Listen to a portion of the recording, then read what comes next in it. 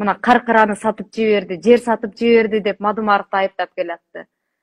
Кыргыз менен казакты кагыштырбай, бир тал чачын жерге түшүрбөй, адилеттүү чечип, 11.000 гектардан ашык жерди кыргыз элине алып койгондугу үчүн Мадумаровду жамандап келди.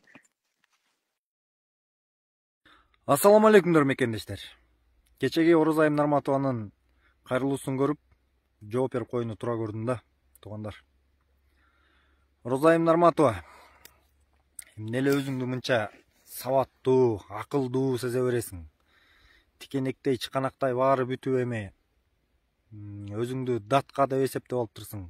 Айланайын Курманжан датка энебиздин галошуна деле тең келбесең керек, мейли эме.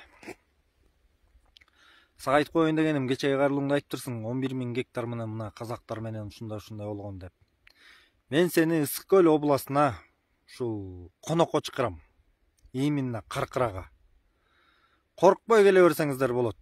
Биз антип жумуртка менен сабабайбыз, сокпойбуз. Болгону жакшы конок кылып узатабыз.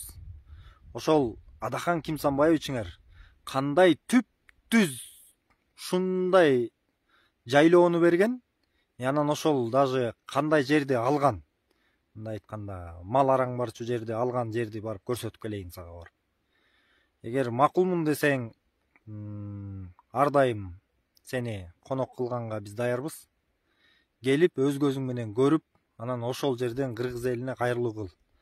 Мына ушундай жерди бериптир, анан ушундай жерди алыптыр деп. Дагы бир сага айта кетчү нерсе, ал казакка берилип кеткен жер Баткендеги жер окшош талаш жер эмес болчу. Жөн эле турган жерди подарка иретинде гана берип койгон ал. Сатып ийген, мындай айтканда, айтайынбы сага. Ошол сени күтөм Ысык Көл областына.